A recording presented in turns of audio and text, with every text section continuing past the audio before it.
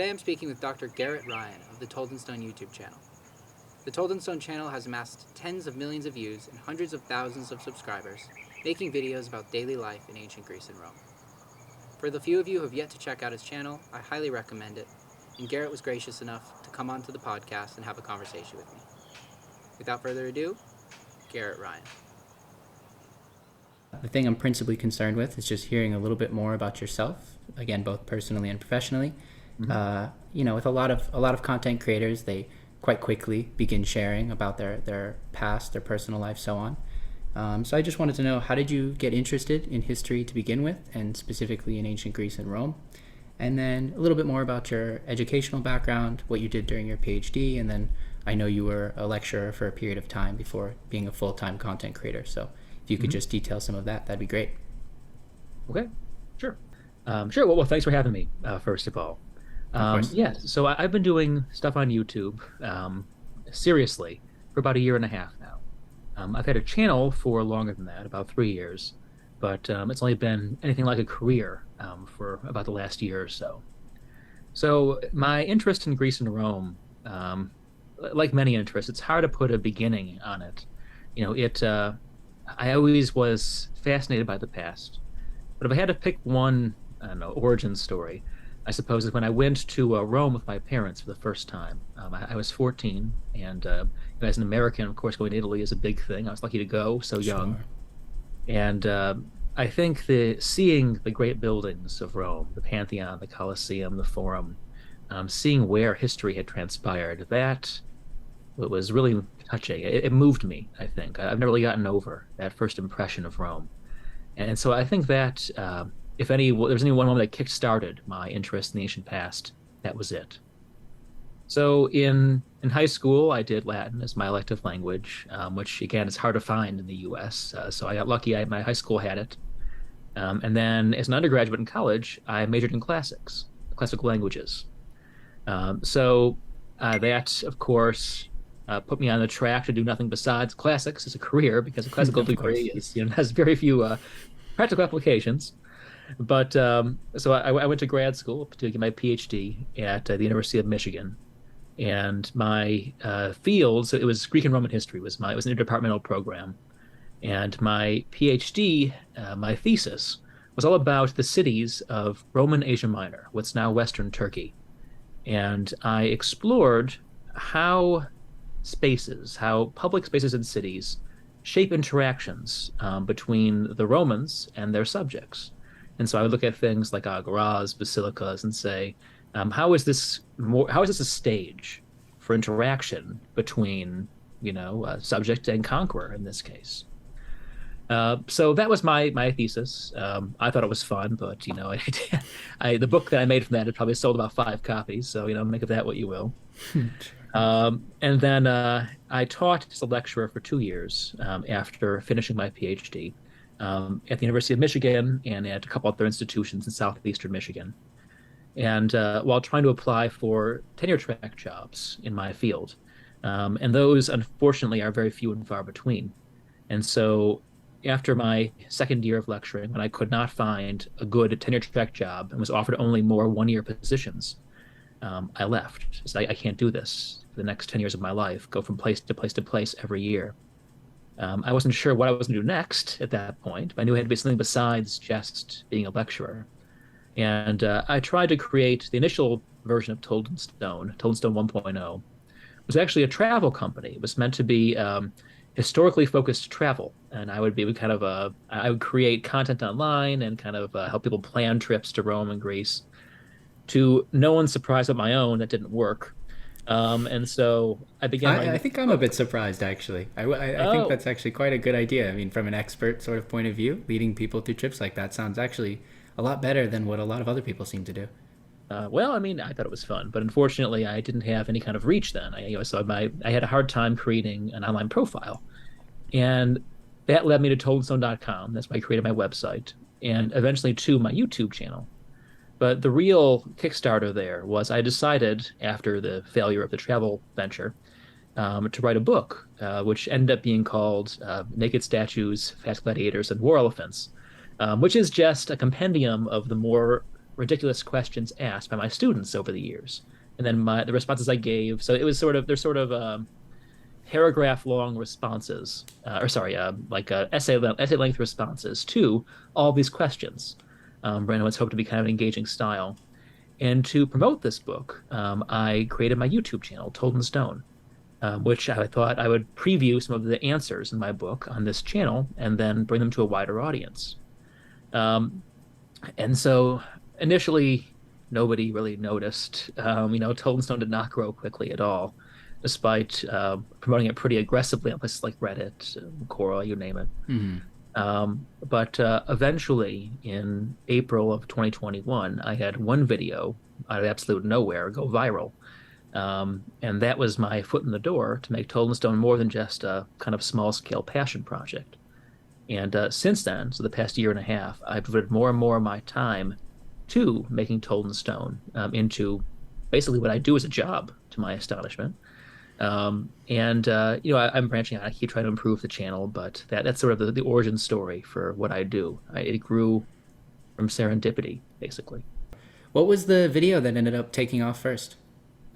It was the hidden history of St. Peter's Basilica. And I think people thought it was much more interesting than it actually was. They saw hidden history, thought it was something occult thing or something. It's just about Roman material in St. Peter's Basilica. It is not it's a very, I think an interesting video, but nothing that's sensationalist. But that, for whatever reason, that caught on out of absolute nowhere. And that was my chance to suddenly have a much larger following than I had gained at that point. And that was about a year and a half ago or so? Yep, last April. Yeah, I think that's probably about when I stumbled upon your channel. So I guess that, you lines up were quite early. well. Yeah, no, I do remember that video in particular, and I've spent more nights than I'd like to admit with friends just going down the line, playing video after video. Oh, I appreciate it. Thank you. So of course. So your expertise is a little bit more in the Eastern Roman Empire then, I suppose. It is.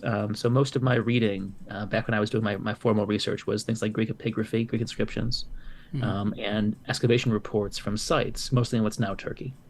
I see. So if I'm not mistaken, the most of your content focuses more on the Western Roman Empire. Is that mostly just because that's where the interest sort of lies? And basically, yes. You don't want to admit as a creator that you're following popular interests, but you really are. You're trying to see what people find more interesting. And of course, I love the city of Rome. It's one of my favorite places on earth. But people are much less interested in the social dynamics of cities in Eastern and what's now Turkey than they are in these more general questions. So they tend, by the nature of the evidence, to focus on places like Italy, where we have both these wonderful remains, and places like Rome, and the setting for most of our literature from the Romans. Do you plan to branch out a little bit more towards focusing on the Eastern Roman Empire? Because you're completely correct. I think their interests do lie more in the Western Roman Empire, but at the same time, that's a little bit more saturated in terms of content. I mean, nobody's making something like you're making, but there are people approaching it from all sorts of different angles where you quite sparsely see things focusing on the Eastern Empire.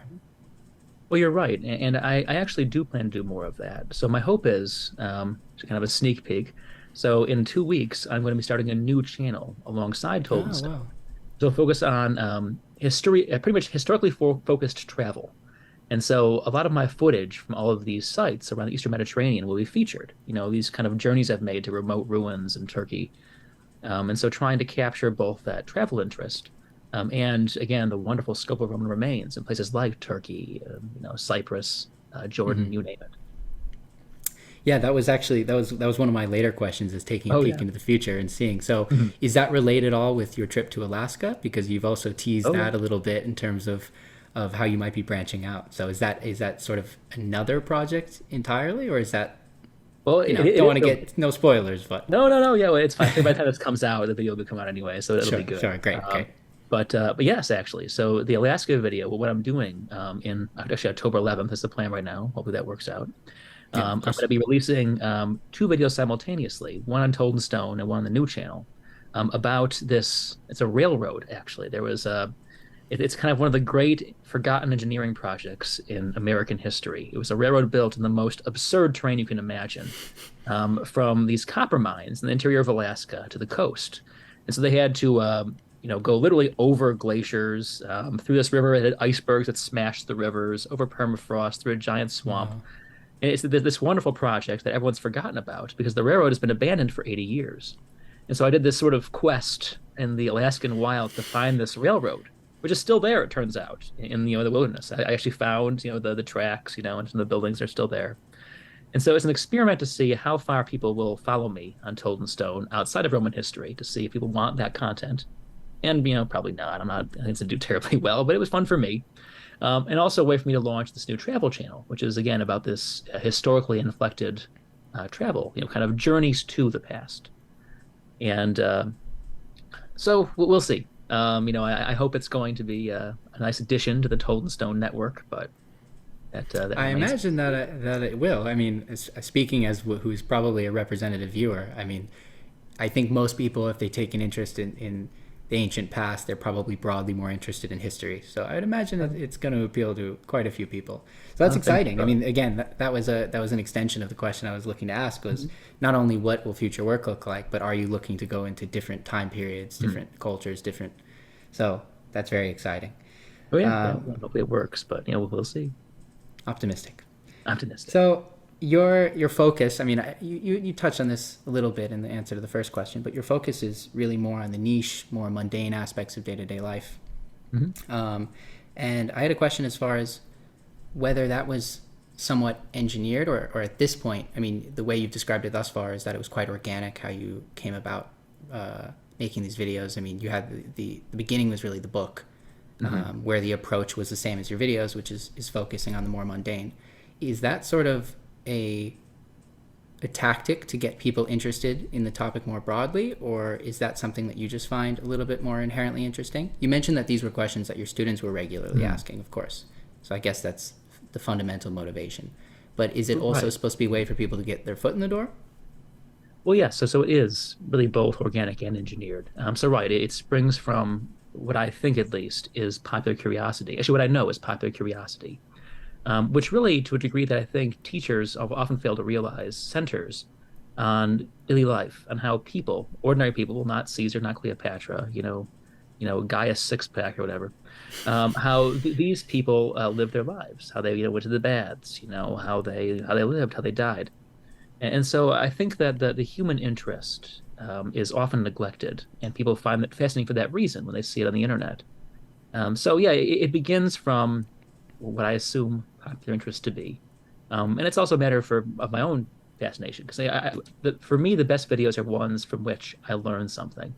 Because again, you assume, so I went to grad school for far too many years. I should know these things, but really you don't. You focus on your one little niche topic, which in my case was these cities. And, you do that to death. And you kind of ignore the rest of the vast span of things there are to know about antiquity beyond just the general narrative. And so my favorite videos are ones that both address this, what seems to be a very widespread interest in, the average Roman or the average, antique person, but also help me expand my own knowledge of the period. And so it always amazes me how much more there is to learn about almost everything that I thought I knew about antiquity. And so it's probably good. It's also humbling. But the channel keeps my own knowledge expanding, and that's always a gratifying thing. Sure. So what's the process like of sort of coming on to these new different topics? Is it just as you're doing research for one video, you might note a few things that set you in another direction? Or because if it's not something you're already familiar with, what's the process of uncovering the new topics? There really is no process. Like I mentioned that word serendipity, that probably applies here too. You happen upon things that's like, oh, that's an intriguing thought. And so a lot of it, so I used to be pretty active, and still am sometimes, on Reddit, on Ask Historians, subreddit there. And so I see there in real time what people are asking about the Romans, but everything else. And that helps me find topics sometimes. It's like, oh, people really ask a lot about this topic. I should address that in a video. Or again, I have this list on my hard drive of what must be several hundred questions. Which have occurred to me over the years. Either they were prompted by student questions, something I saw in a book, my brother asked me, it could be anything. Sure, anything. Yeah, and that's kind of my, the well from which I draw most of these things. People even in comments sometimes will suggest, why don't you explore this or that? And, I do try to follow that up too sometimes. The problem tends to be that I have too many topics. or rather, sorry, that I have. It's never a lack of topics is the problem. It's a lack of topics I think will get enough views on YouTube to justify all the effort that goes into it. So of course, I'd love to just gratify my own obscure impulses and go off and I don't know again the dynamics of forums or whatever. But at the same time, I have to get X number of views typically. If I have an advertiser, especially, you have to keep them happy. So you have to make sure that you're not going too far into the weeds, while at the same time not being just tedious and something that's done 100 times on YouTube. Sure. Have you tried indulging yourself a little bit and going into the weeds and engaging the response? Because, again, I'm somewhat optimistic that there'd be quite a community of people who would enjoy that very much. Well, this travel channel in some way is going to be just that, where I just like, okay, I'm gonna go to this random ruin in Eastern Turkey. Follow me if you want. Yeah. And of course, even like the questions I'd like to address. On my Patreon, I've begun these videos just for patrons, where I answer their questions in kind of a short format. And so maybe that is sort of more of a, where I do an occasional video just like viewer mail, and I answer 10 questions, in a minute each. I see. So that could be a way to kind of cover a lot of ground quickly and really address curiosity where it lies. But yeah, I mean, I certainly would love to, and maybe I will. So to this point, I'm still kind of a new, rather insecure YouTuber. Where if I don't get the big views, I get, I quail, I worry. So at a certain point, when I either have enough subscribers or I'm just used enough to all of this, I won't care so much about watching the view count creep up or lie dead or whatever else. Sure. Yeah, it must be kind of amazing, especially if it happens just with one particular video and all of a sudden it's sort of was it sort of night and day after that video? It just really ticked up, or? Oh yeah, I mean, so before that video, my average video had gotten about 1,000 views ever. So 1,000 views in a year was a good video. Mm-hmm. And I had perhaps 24 out there, so I had a huge library, but good enough to judge, Sure. what performance was. And then this video, the St. Peter's video, got 1 million views in a week. So it was literally Wow. upscaled by 1,000, a Wow. thousandfold. And so I just had no. Like I used to have email notifications whenever I got a new subscriber or a comment, and so like that was pretty rare initially. And then suddenly, your email you have 300 new emails. Like, oh, what just happened? And so yeah, it was surreal, of course, to go from such a low level of engagement to this suddenly hysterical level of engagement out of absolute nowhere. And so after that, my average video, it was not like they went from they weren't all like that. For the rest of spring of 2021, my average video was probably getting, I don't know, between 10 and 30,000 views in the first month. Now that's more like 100,000 to be the average in the first month, because the channel's grown gradually since It's amazing. then. Yeah. And it is, even for someone who used to lecture a couple hundred students, to suddenly, I never see these people.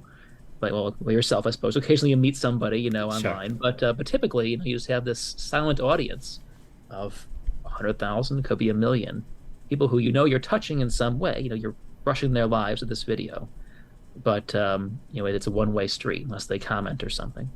So it's a strange dynamic and an interesting one, but gratifying for a former teacher, certainly. Yeah, sure. Have any of your past students found you online and reached out? I had a couple. That was fun. Yeah, somebody who's like did one of my classes at the University of Michigan. It's like, hey, aren't you the guy who taught me? I'm like, yes, I'm that guy. That's me. Yeah. That was me. Nice. Yes, Nice. it is fun. You have people who or knew from something else. Like I used to do Quiz Bowl in college. It's the Team Jeopardy. Mm-hmm. And one of my former Quiz Bowl mates just last week reached out. It's like, hey, Garrett, what have you been up to? I'm like, well, Quiz Bowl. Or sorry, YouTube. Link him the channel. Grab another subscriber. Exactly. Yeah. Right. Yeah. Hashtag subscribe.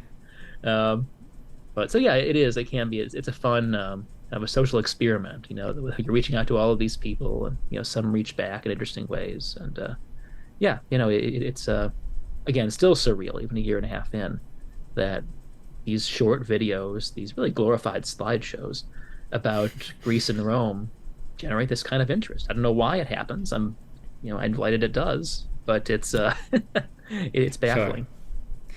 it just goes to show how much content really might be out there. I mean, it's not like your content suddenly got so much better at that particular video, even if that was a fantastic video. It was just a matter of waiting for the right eyes to see it and the algorithm to pick it up. So it's pretty amazing. I think there are so much excellent content on YouTube that just languishes because it never gets the star moment where it can shine, when the algorithm picks it up and it ascends into the pantheon, of YouTubery.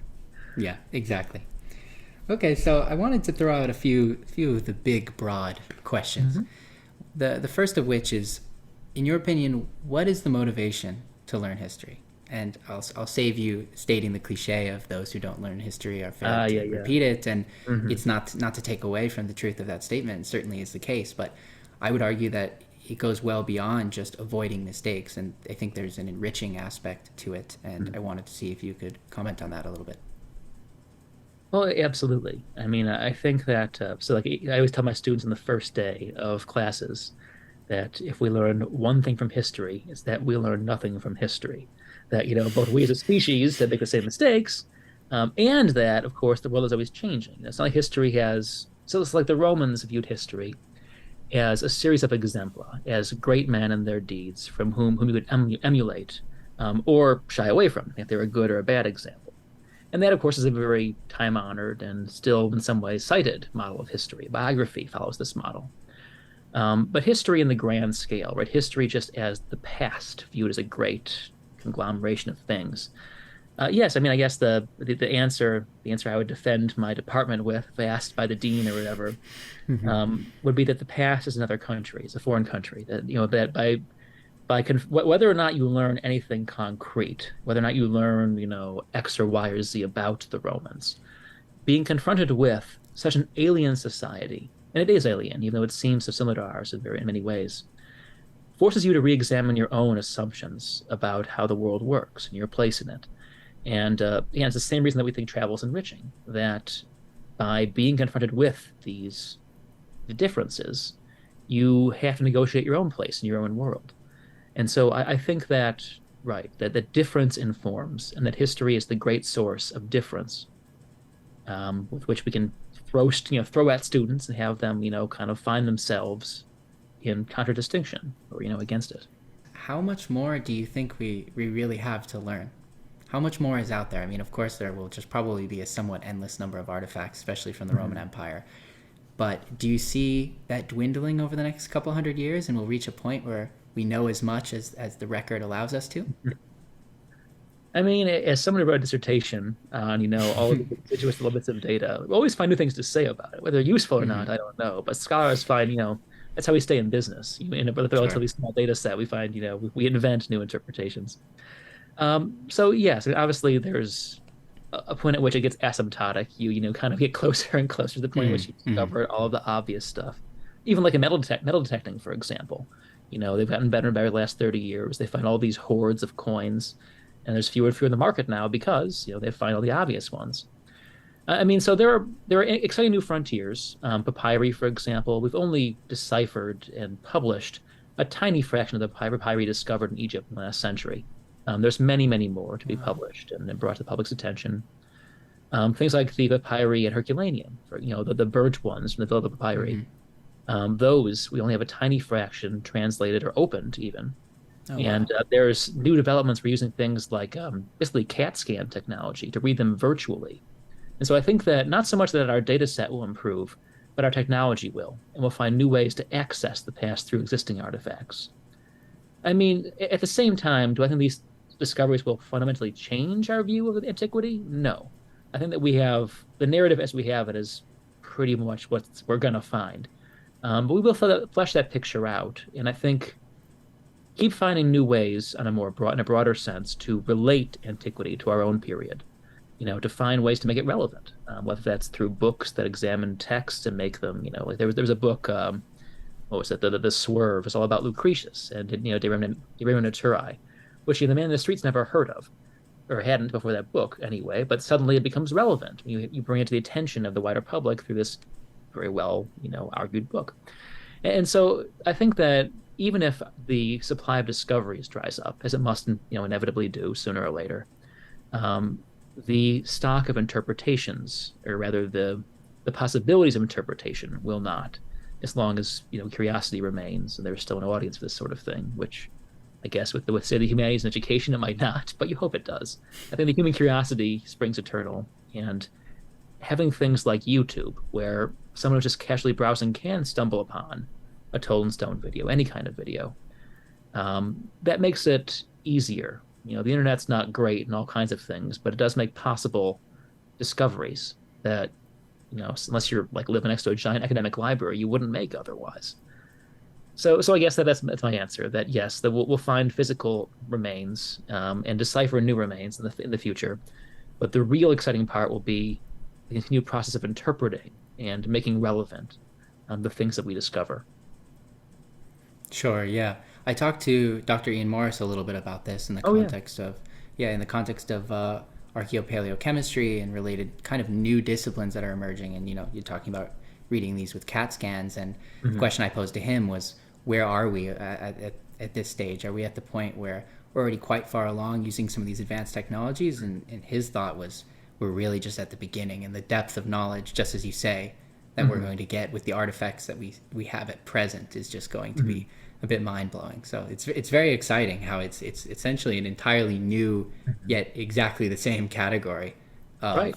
of record to analyze and interpret.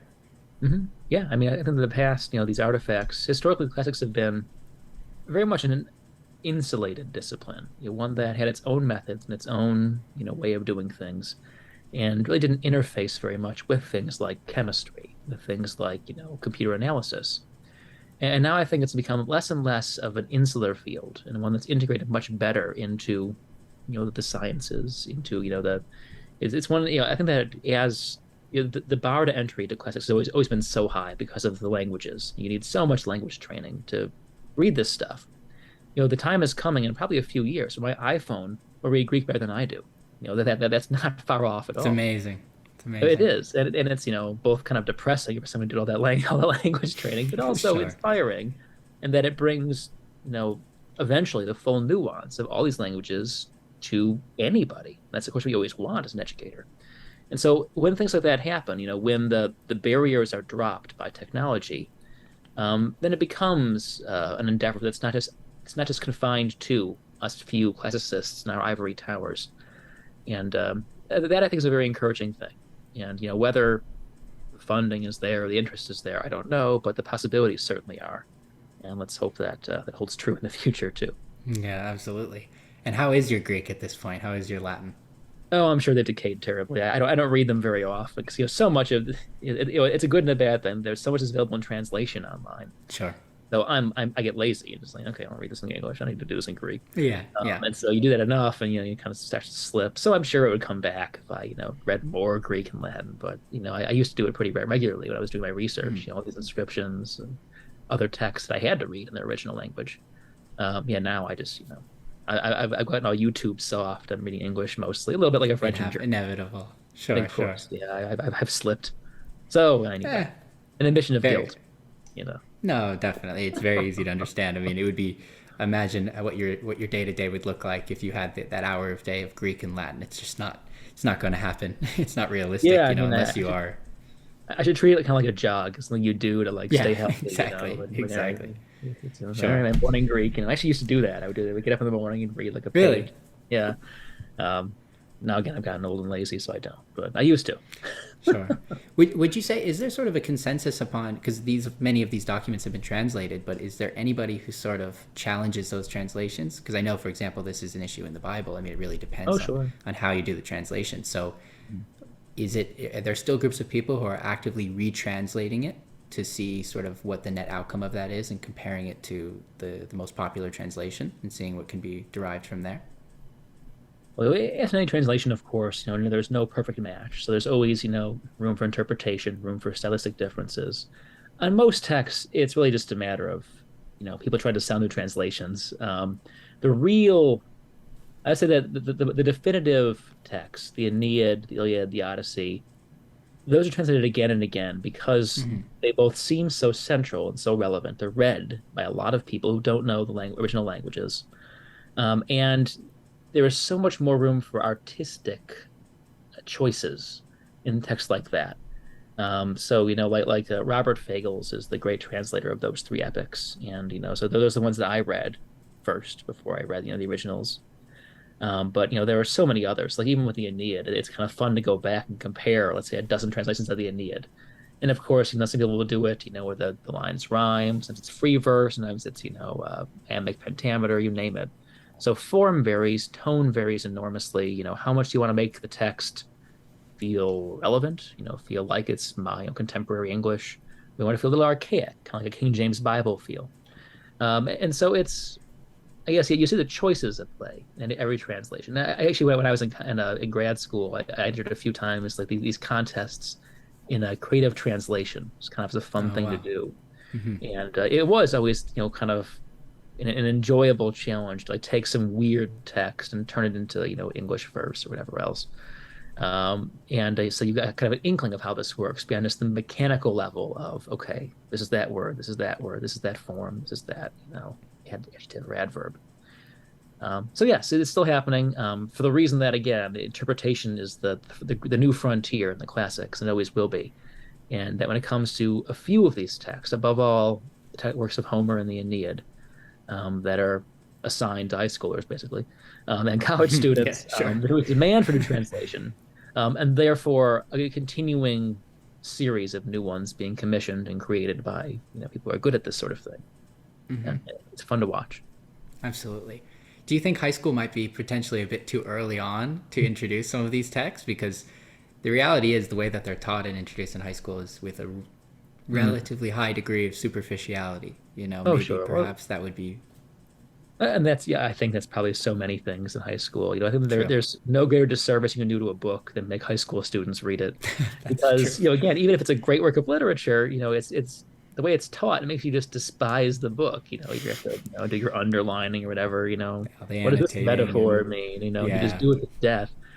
And so, yeah, I mean, obviously you want to introduce it. I certainly would if I were designing a curriculum, because, so much, that is the foundation, for better or worse, of Western literature. The Homeric poems above all, and the Aeneid. But at the same time, right, I wouldn't expect students to read the whole thing. Why would you? It's more of you hope you cultivate a taste for it without, Yes.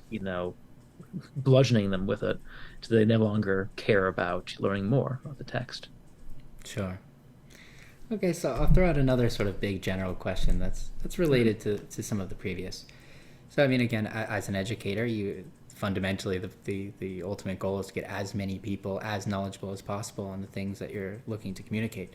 So, how do you envision a world where the maximum number of people have taken an interest and are familiar with the topics that you are so familiar with?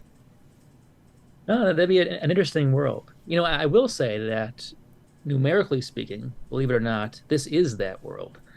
Because of things like YouTube and the internet, we have maximized exposure in a way that even the aggressively classically educated people in, say, 19th century Britain never did, because you had an elite there that knew the classics very, very well. But it was a tiny elite. Now classics as a discipline is frankly dying in the university level. It's kind of sad. But the popularized classics, things like YouTube videos about Roman history, things like even movies or video games about the past, have popularized aspects of antiquity. So, right, this is often a superficial knowledge, obviously. This is just like knowing that Russell Crowe was in Gladiator and that was in Rome. But at the same time, it is a basic familiarity, and that's important. That's a base to build on. So, right, I mean, in a world where everyone's a historian, I know that it's like Plato's Republic or something, a philosopher king. Everyone, is out and, is a scholar in their free time. And that world might never exist, but I certainly can envision a world where, thanks to more immersive learning driven by new technologies, like, I don't know, like imagine like an immersive 3D walk through the Agora or the Forum. That's not far away. Things sure like that. Time. Right. Where things like that are feeding into the life experience and the curiosity of a huge number of people. Is that world so much different from ours? I don't know, and probably not, realistically. But there's certainly, with new technologies, the ability to make the past more accessible than ever before.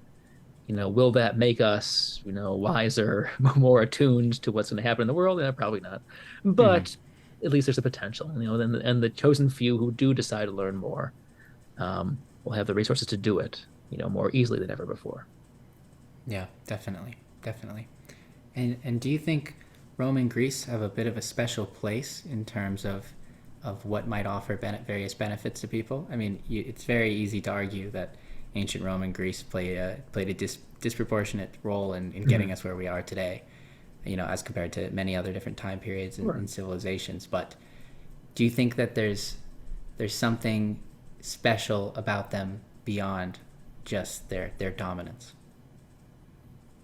I mean, obviously, I'm prejudiced, as someone who spent, all half their life I would reading love the about this. biased answer. Exactly. So yes, you're right. Obviously, that the obvious answer is that they are fundamental for better or worse. Not like this is always a positive thing. They've been used and misused, appropriated, misappropriated, Hmm. for 2,000 years. But these legacies, for better or worse, are hardwired into us. Our language. English is about half Latinate by vocabulary, like it or not. That's there. Vocabulary. There you go. It's a Roman word, or a Latin word originally. But then, so it's one of these things where, for anything from law to literature, that's the foundation we're building on. Does that mean that, we should admire them unconditionally? No, of course not. But I think that understanding on a basic level the Greeks and the Romans is an important sort of background to have for our own culture, that our debates spring from things, from the concepts that were pioneered 2,000 years ago in this context. And knowing that helps you be I don't know, a better citizen in the kind of the classical sense of that word, someone who's an inhabitant of a society and tries to, be a productive member in some sense of that society. Hmm. I mean, I do think that intrinsically speaking, we just know so much about the Greeks and Romans in ways that we don't about so many other civilizations. They were around for so long. And even though we've lost something like, I don't know, they say 97, 98% of all ancient literature, that 2% we still have is still kind of a lot, and tells us quite a bit about things like daily life in the ancient world. Keeps me in a job. It tells us so much about the Greeks and Romans as they thought, as they grappled, as they debated with the world around them. And, I guess beyond the fact that they do inform our society and that they've been assumed to inform our society, which is equally important since the Renaissance. So we learned about them for that reason. Hmm. We just have the basis to take a deep dive in the Greeks and Romans in a way that we can't for most other civilizations. I mean, there are others, like say ancient China, for example. We have so much about ancient Hmm. China. They have to kind of know Chinese to take that dive in most cases, and I don't, sadly. But there is, there are certainly other civilizations which you could do this. But for us, in the Western world, that's I guess, the easiest way to take a deep dive in ancient history is through the Greeks and Romans because they're still so fundamental to what we do, and there's just enough of it to really analyze. And again, that there is something about, I'm not a big fan of people talking about like exceptionalism for any culture, it being better or worse, whatever. Hmm. But there is something remarkable about the Greeks in particular. The wonderful flowering of the classical civilization in the 5th century BC, where they, we have people like Plato, pioneering everything pretty much. We think of as Yeah, philosophy literally. now, or Aristotle pioneering biology, or 5 other sciences simultaneously. And so, again, that these people are products of a place and time that encouraged or enabled certain kinds of inquiry, and that's where the texts come from. But there is something that's unique and special about that moment. Or again, Augustine Rome, Virgil. So sure, it's propaganda for Augustus on some level. Yeah, I get that. But it's also just really, really good poetry. And even if you don't know Latin, I think you can appreciate that and see its echoes again and again up and down the ages into our own language and our own poems. So yeah, there is an intrinsic quality to the classics. They've been put to bad uses in all kinds of ways over the centuries. But if you care to take that dive into it, you'll just keep finding new things that I think enrich and I don't know, just make our experience of our own world and our own lives deeper, Hmm. more And fulfilling. what do you have any sense or speculation about the conditions that led like why was it Greece that produced the people that pioneered all of these new fields and really just changed the world as fundamentally as possible? Yeah, it's like the Renaissance Florence question, right? It's like, why Yeah, is everyone, exactly. what's every other guy there a genius? What's going on? Exactly. And I think that right, so to some degree, sure, it might be genetic good luck. So obviously someone like Plato is an exceptional person, Absolutely. but it's really more about right that the society they're in has reached a point at which certain kinds of inquiry, certain kinds of study are both possible and encouraged. Where they can have, if you're Plato, you can create an academy and bring, dozens of like-minded people together and talk about these issues, and write these brilliant dialogues that draw upon contemporary, in this case, drama. So that there's sort of just a cultural efflorescence that springs ultimately, really, if you want to go to the very root of it, from money. Athens is it's an imperial city. It has pretty carved its own little empire, and by actually really tyrannizing that empire has gotten a lot of money into it, and that draws intellectuals from all over the Greek world. So really, it's just basic capitalism. It comes from all this. Sure. That's the origin of Plato's brilliance. But it's more this that in that context of brutal imperial exploitation, that there is this open society, early within degrees. Of course, they still kill Socrates for impiety, but there is a degree in which debate, at least in these closed intellectual circles, is possible, and encouraged. And I think that even though, again, Rome is no model of an open society by any means, there are moments at which this kind of inquiry is still possible and encouraged. Again, what makes it happen at that moment?